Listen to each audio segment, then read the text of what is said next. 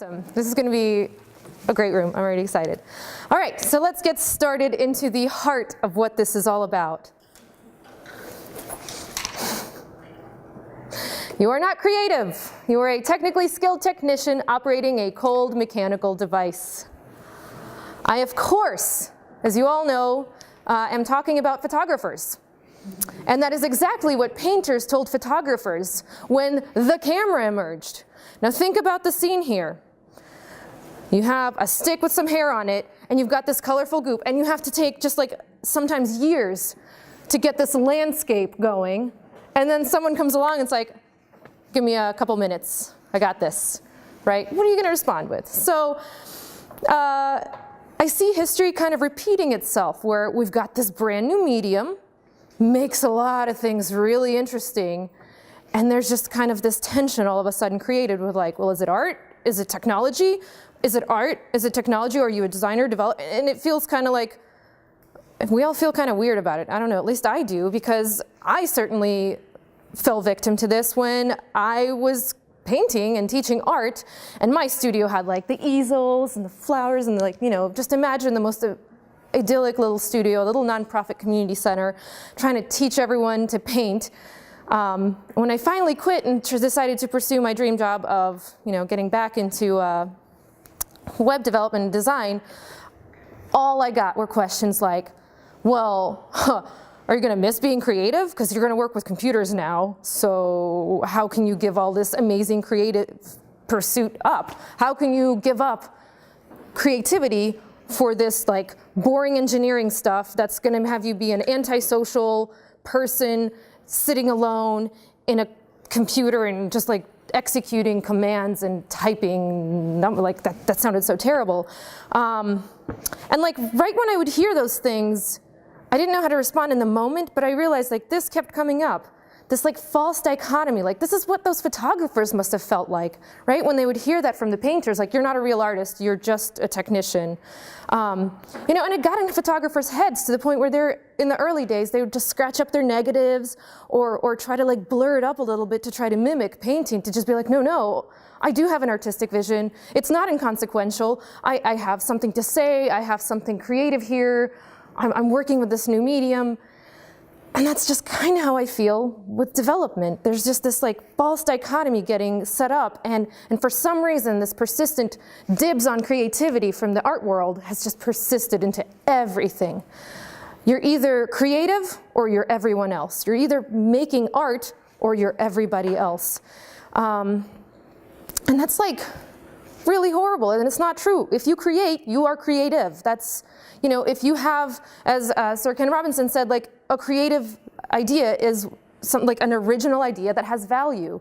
And, you know, you are using a new medium, the web, and you're creating things with it. And you can think about it this way. The next time somebody asks you like, oh, don't you miss doing creative stuff as an engineer or something? Or, you know, if you're a designer, probably someone who's painting on canvas saying like, oh, don't you miss the creativity of the art world?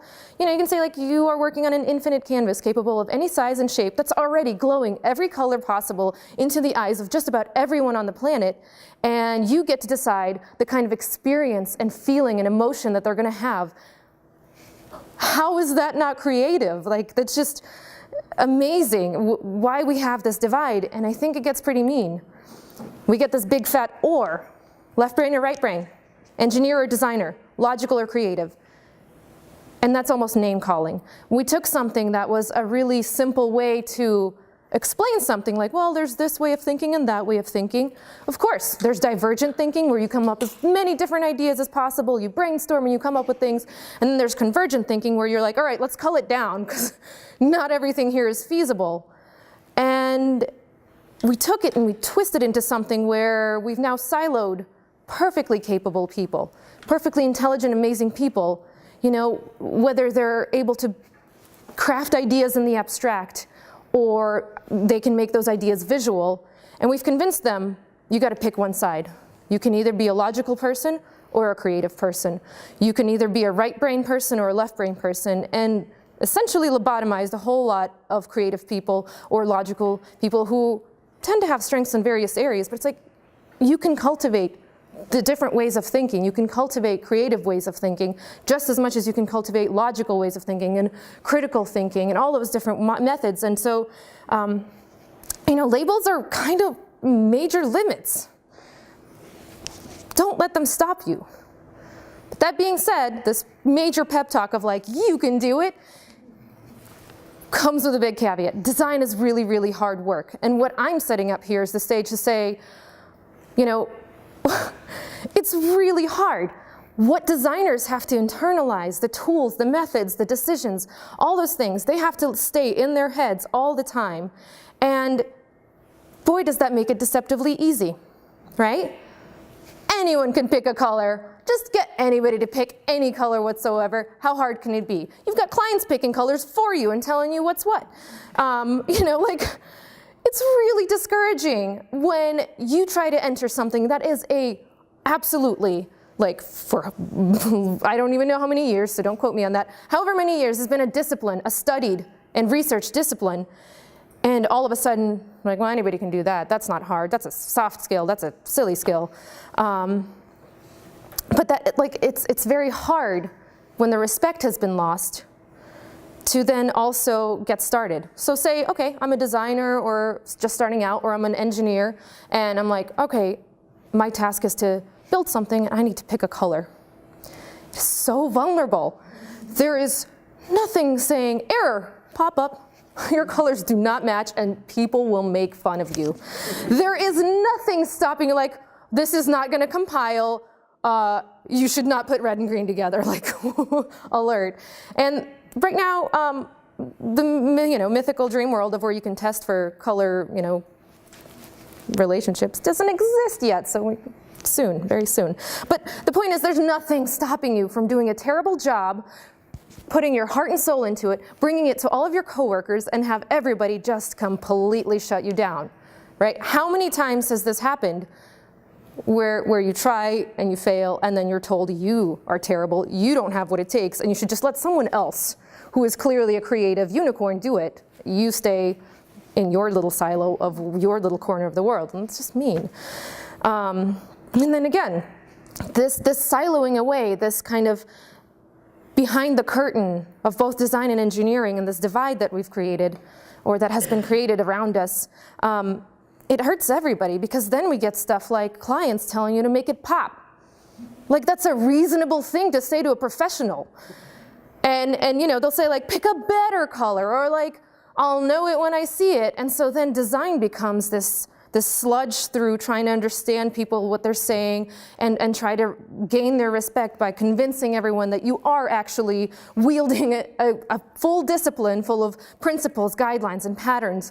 It's kind of nice engineers don't have to go through that struggle, but then engineers have to convince people that, no, I'm actually creative. I'm coming up with very creative solutions. I'm coming up with creative things all the time. Just because you can't see it doesn't mean it's not brilliant or magic. Like, why aren't more engineers called unicorns when they can make amazing systems in their heads?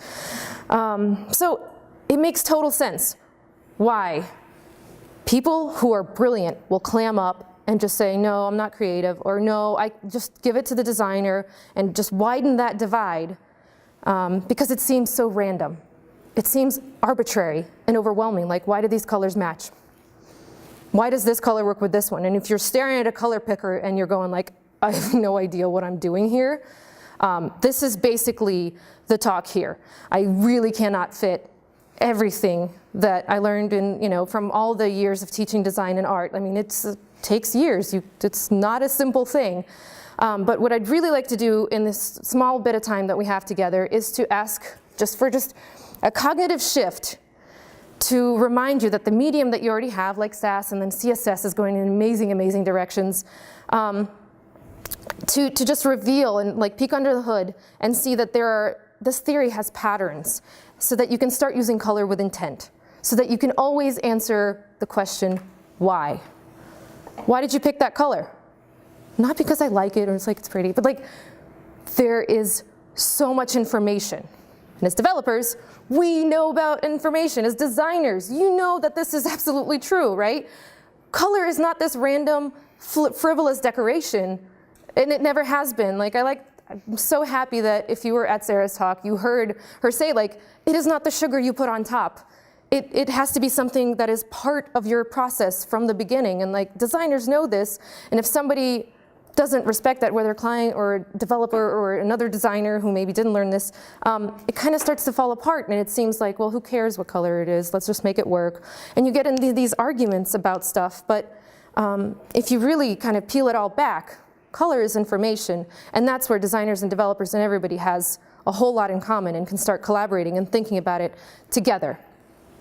So we don't code at random. We don't just throw things out there at random, like here's a function, and it could just, you know, like just throw another one right in the middle of it, and that's fine, right? Like, I didn't change much, just one function. It's like, we don't code at random, and that's, you know, designers have internalized these decisions, and they see these relationships, and they basically see everything that's happening on there, because how we perceive colors is not random. There's nothing random about how humans perceive colors. And it's really cool. Like, here's where we get into the wide range of topics that I've seen on color theory. And you could spend a lifetime listening to these because there's so much. It's so important to all of us. First of all, sometimes you hear stuff like, what's the purpose of color anyway? Well, like, yeah, find some food out there in the woods and like escape scary predators. There are times in our history where seeing color has been a huge advantage to not seeing color for survival. Like, if you can't see red, green, you might not see the raspberries right away as fast as somebody else, and that becomes really, you know, important. But you may be sitting here going like, oh God, the title said practical. What is this? Don't worry. We're going into the modern world of what color is and what it means to us in the work that we do today. So let's look at a website. It's so bright, oh my God, I have to put a border around it. Just as you can tell, this is an investment banking website that has secure information. And oh, right, like the laughter says something. I'd never put my credit card number into a website that looked like this with a little wheel on it, like, where is this gonna go? What am I buying? This is clearly sending so much information to us. It's bright, it's colorful, wacky, fun, and it's clearly aimed at children, right? Like, this projector is not even doing it in each other. Like, it's just so bright. But to kind of deconstruct this further, like, why do we associate bright colors with childhood and children, right? Why do we think that every single investment banking website or like retirement home community is beige? Like, where do we start with that? Are we all just copying each other, or is there something else? And the answer is yes. There's a mix of like social and biology that kind of goes into it. And you know, for this, for example, I could talk about, yeah, there's been research that says that kids are drawn to the brightest colors because they are trying to absorb as many stimuli that are the most, you know, stimulating stimuli so that they continue their development. And also that they might not even differentiate different colors, like subtle hue changes. They might not even be able to appreciate the beauty that is beige at that early age. So if you like beige, sorry, you're old like me, I love beige. And then, you know, there's the whole like social interaction of it. Like, no matter how hard we try not to, blue is for boys, pink is for girls, thanks to a really persistent campaign in the 1940s that said we can sell twice as many clothes to young mothers by giving them a color code. And it stuck, and it was totally random which one was assigned to which one, but just try to get that out of there, it's hard.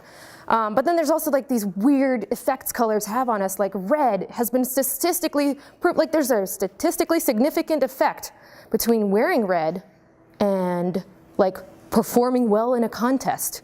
So, you know, we don't know why, but like red pumps us up, and there's just cultural differences, all this stuff. So like on top of everything, you have to keep the social construct in mind and all that.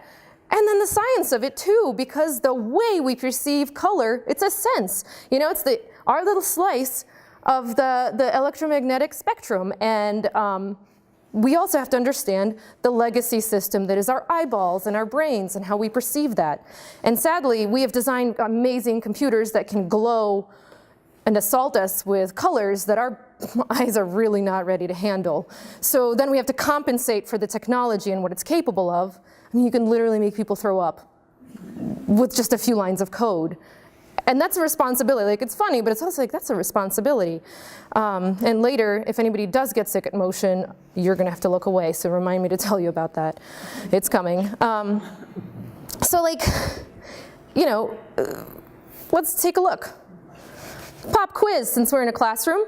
Somebody in here, raise your hand. What is the relationship between FF1500 and 00EAFF? Everyone should know that. I'm just kidding. There's always one poor soul in every single room every time I ask. Oh no.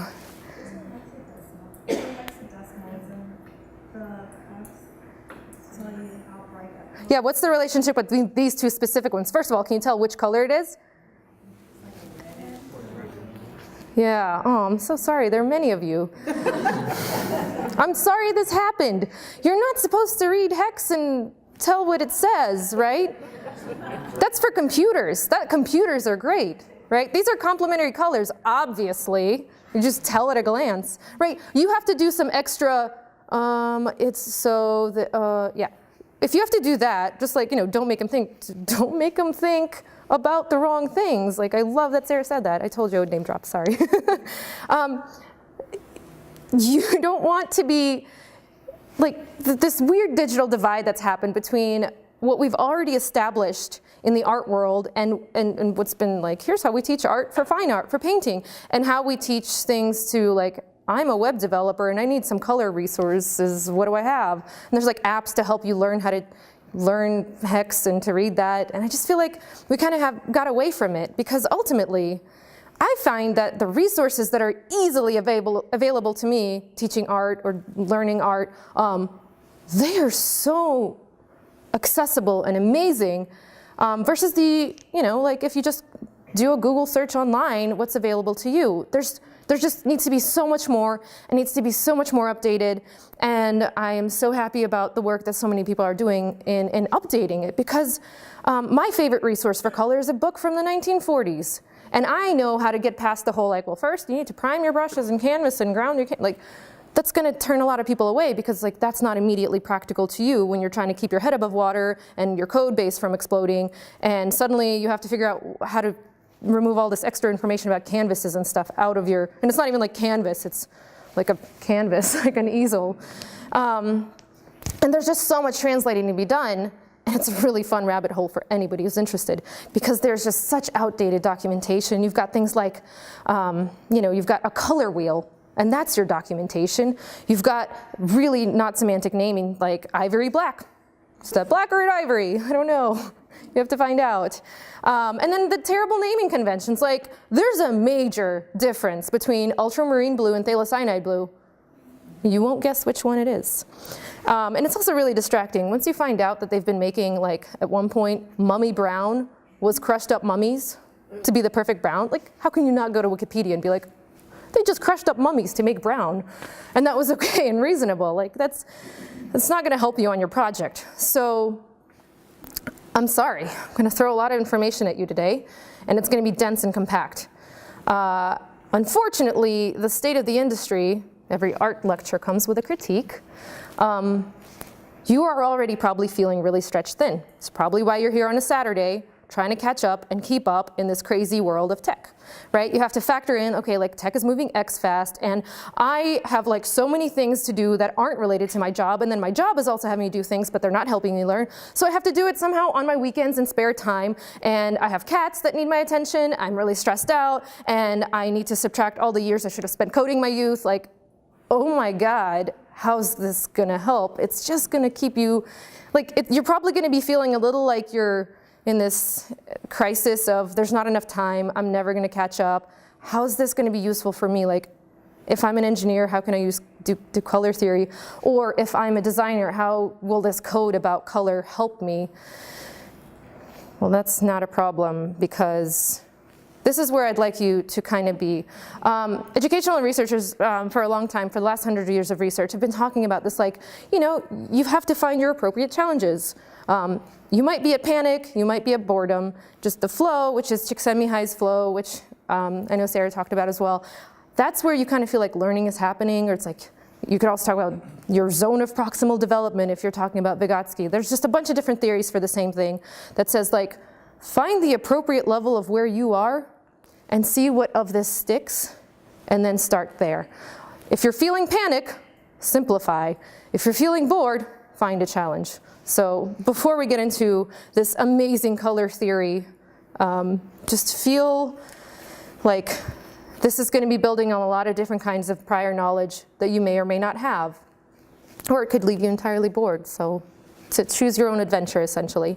And then we'll get immediately to the learning part. Who knows about HSL?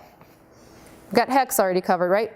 HSL is, or HSLA, we're going to simplify this for the sake of sanity. It's the color wheel, but it's for human readable kind of consumption. And how many of you all use HSL like in production on your code bases? Awesome, that's really great, because usually it's like, I am still with papaya, whip, tomato, and thistle. That's more common than HSL, so this is where I'm coming from. So hex and RGB, they're for computers. And part of the level 3 CSS thing, like for color, was just like, HSL is specifically for people, for people to read. That's why it's practical color for people who code. And so what it really does is the H is for hue, the S is for saturation, and L is for lightness. Like it's just right there. And so just the first thing you need to know about it is that the H is color, and then color just doesn't have color with it. It has saturation and lightness with it. So it's like, it's actually a little bit more under the hood before you look at a color. And it corresponds to 0 to 360 on a wheel. So I'll be showing you a little bit more about that, but that's a really important foundational thing. The color wheel, you probably all had a color wheel somewhere in your art classroom at some point from elementary school to forever. And I wonder how many of you all learned that it was actually a map. And it wasn't just a wheel for, because it's like, circles are cool. Because I didn't realize this until I was putting up a color wheel in my art class, and I was like, what am I doing this for? I'm just trying to be a cool art teacher. So it's kind of like, if you don't document it, it's not useful to anybody. And I think that's kind of where we came about with the color wheel and why HSL might not be getting as much traction quite yet. So if anything you get out of this is poke around with HSL, because what it'll do is it'll help you internalize and create a mental model of how color works. So it is already a step forward. That's just a tool that'll help you learn just by using it. So immediately we'll be able to do stuff like this, like in 5 minutes. Like it's step 3, draw a branch, draw a tree, and then you're there. This is Van Gogh's Almond Blossoms.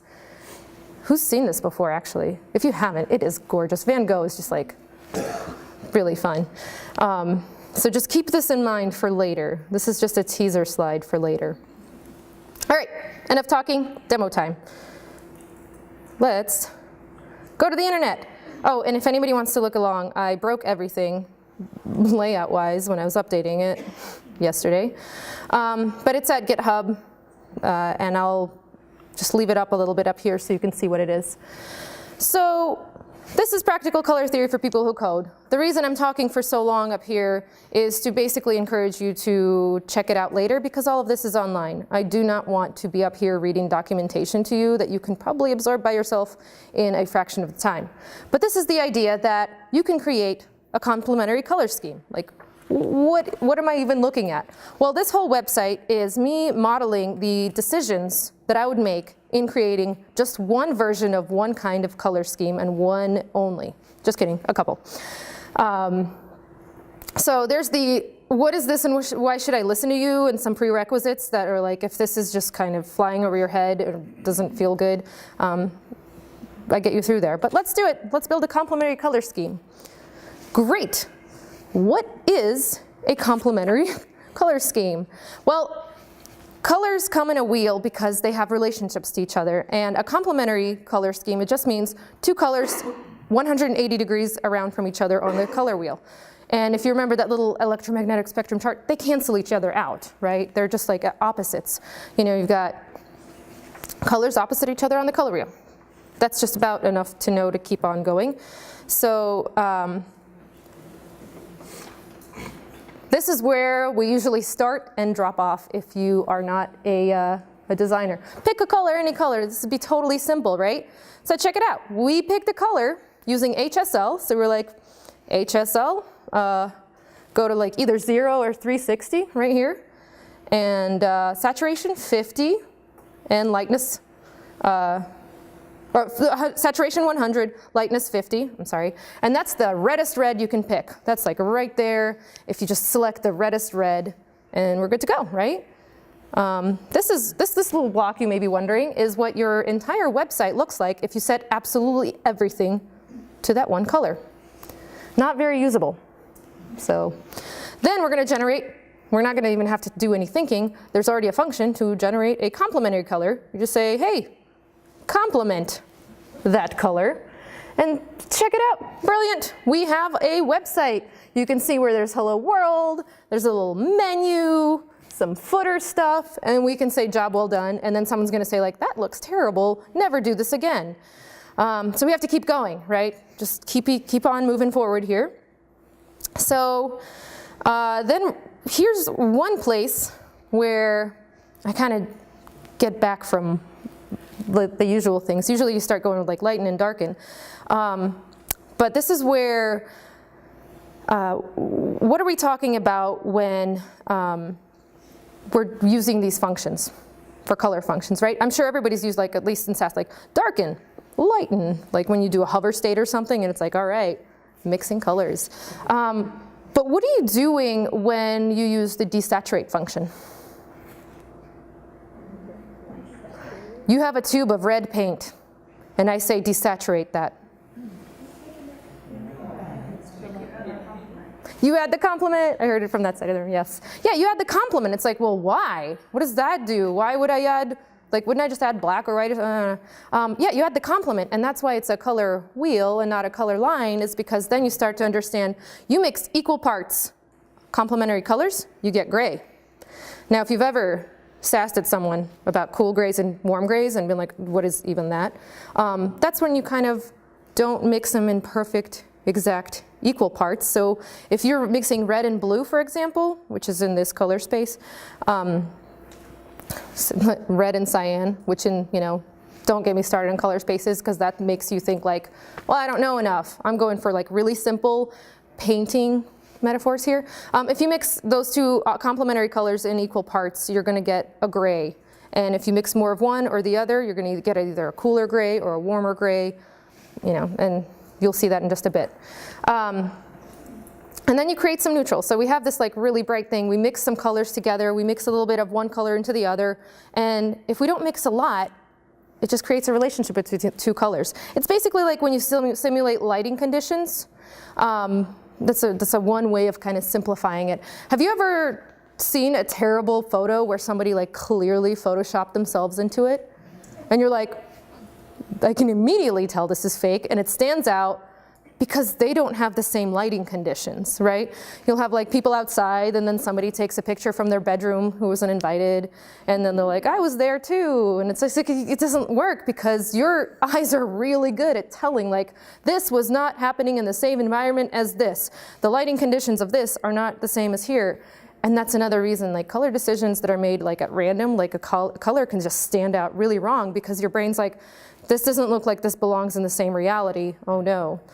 Because ultimately you are trying to figure out where am I anytime you look at a website.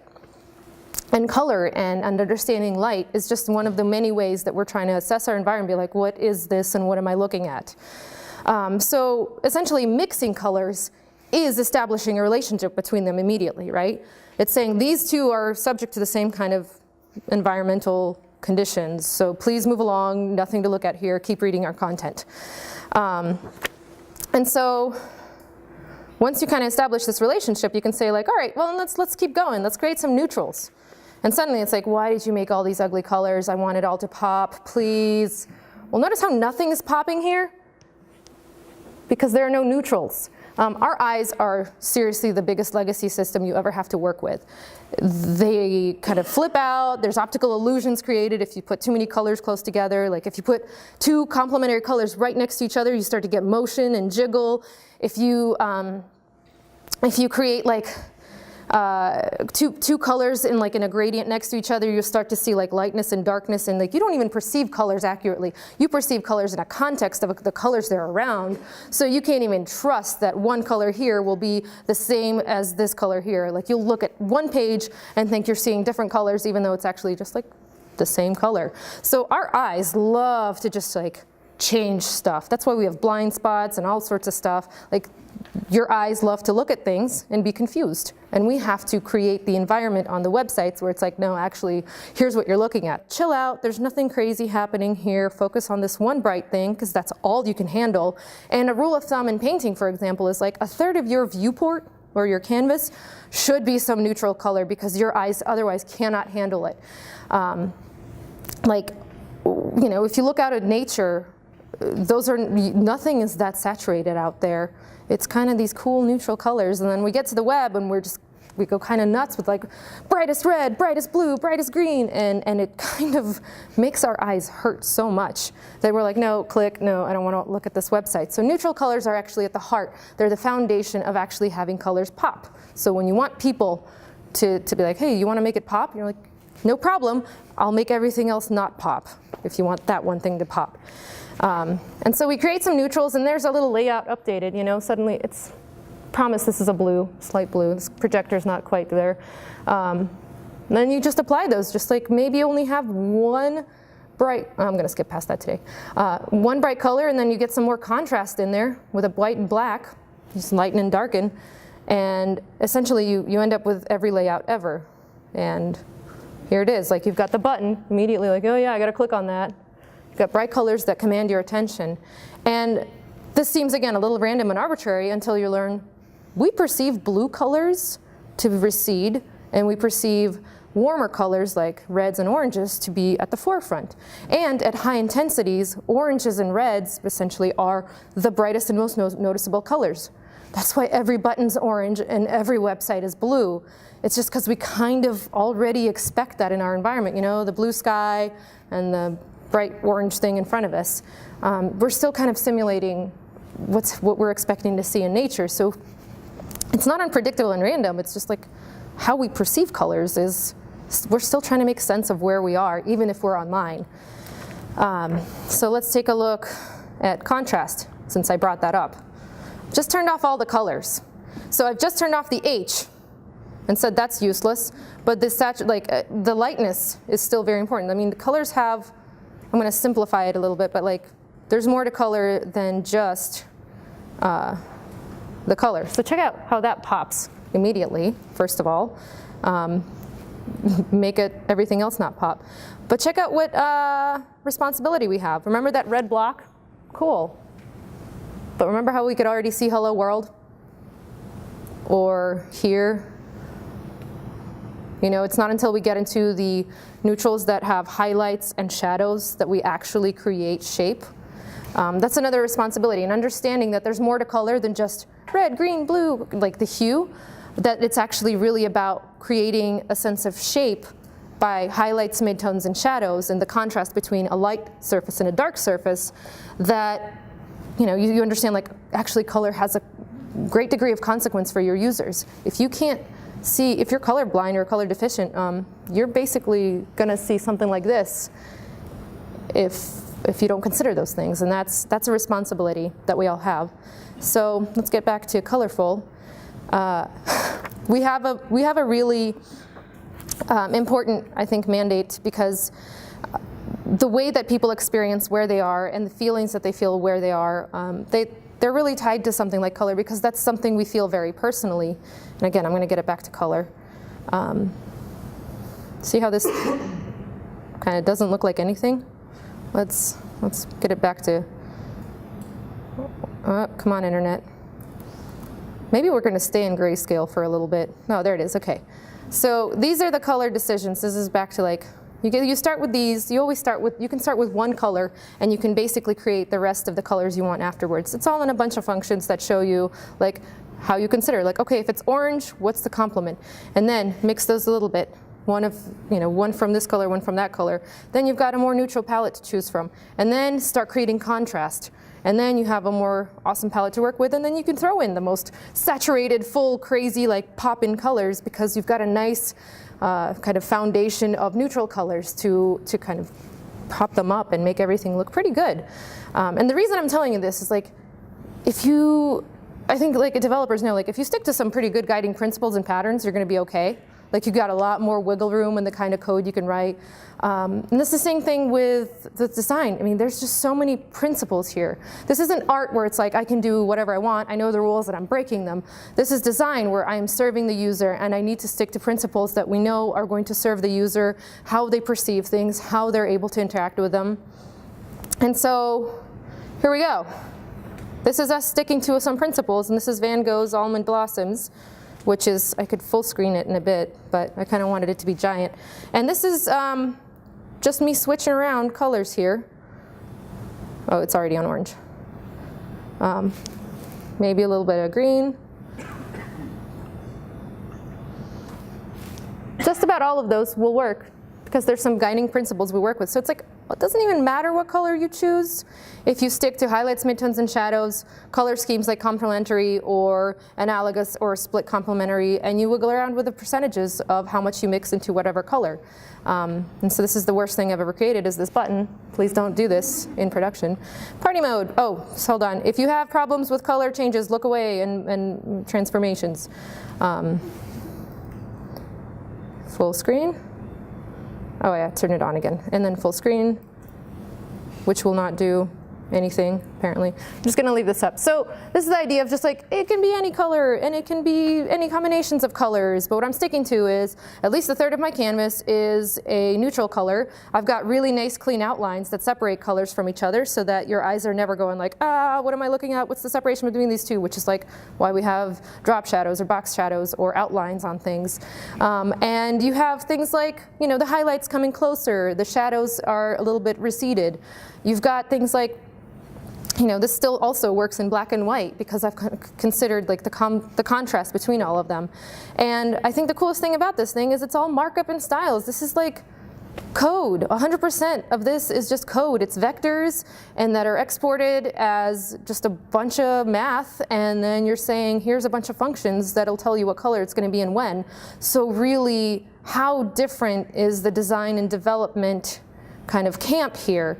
Yes, we have different principles to consider, we have different considerations, you know, serving the user in different ways, but ultimately we're using this amazing new technology to create an experience for someone, and we're all guided by principles, we're all guided by patterns, and some of us are breaking rules in unique and creative ways, you know, on both in the tech side of things and engineering, and we're, you know, breaking and changing rules, and we're still, you know, creating amazing ways of doing things in design.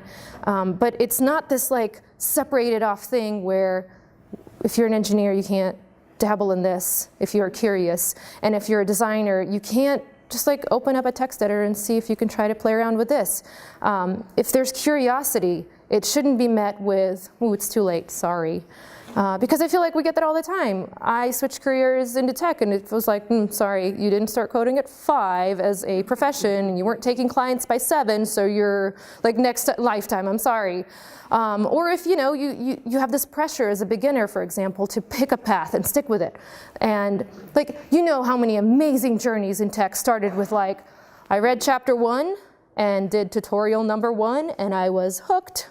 It's like, no, they start with some kind of weird play, or like, I did this terrible SVG thing that has no use or purpose, and there's probably no reason to do it, but I learned so much. Like, I'm using loops, so please read Miriam's blog post on CSS tricks about loops in Sass. You can reuse these animations and get, like, please don't look at the animations underneath this because I'm still, you know, trying to figure out how to actually optimize those so they don't have like this jiggle here. Then I have to learn about FPS and all these other things. So it may seem like this thing you're actually kind of wasting your time on because it's outside of your main bread and butter job. Like if you're just writing JavaScript all day, you should do this if you find this to be curious. Because if you don't, you might burn out and forget how much fun you had writing Hello World that one time. You don't really need to do crazy amounts of things, definitely not something like this, to have fun with this and to explore and to get a basic understanding of like color theory patterns. But if you start approaching it as a discipline with patterns and kind of like a real depth that you can study, I guarantee you're going to have a much better time working with your designers. And designers, if they kind of find that shared vocabulary to talk to their engineers about this and kind of bring them in on this, you're going to have a much better time collaborating and seeing like what cool stuff can we build with this awesome medium. And we don't have to say your camp's not important or your stuff is not important. Because again, designers internalize a lot of this stuff and we have no idea. Like, developers don't seem to know exactly how much is just constantly living in their heads. And like, how cool would it be if you could help them abstract it away a little bit so they can focus on the rest of it? And how cool would it be if designers brought developers in and said, actually, look how cool this is, and you can absolutely do this. It's just, it's just what you choose to put your time to. So I know there we go. I know we're a little bit out of time, but part of this was like, I just wanted to say, oops, just editing my slides live. I'm not saying like you have to reinvent the wheel because we already have one. I'm not saying that designers should code, and I'm not saying engineers should design or that both of you all should paint. But I'm just saying, like, if you have the curiosity, if you have the interest in doing this, there's absolutely nothing stopping you from trying to learn this pattern. And it's a very dangerous thing to silo ourselves away and to assume that somebody else's idea of what we do should determine our trajectory of what we do next. I think there's a lot more room for communication and collaboration, and that's where the really cool stuff is going to happen, because this divide between technology and art is a new invention, and it is holding us back. So, questions for the last little bit. I think I can take it in the hallway. I would love to talk to every single person in here about what you're working on, what's next, and what you're doing with this. And then please check out this demo online and see if, read through all this stuff. There's just more stuff hidden behind the emoji toggles where you can see more information. It's just me trying to say it kind of the way I would in front of a classroom. But in my years of teaching art, I've never seen a single person who was just so logical that they could never grasp creativity. Like, that just doesn't exist. And I've never seen someone who was so right-brained that they couldn't do a thing of math. It's just like, that's very harmful stuff, and it gets really deep. So please explore this if this is something you're interested in, and collaborate to build something really fun or useless and funny. Either way, I think those are just as valuable. Thank you so much, and please come say hello.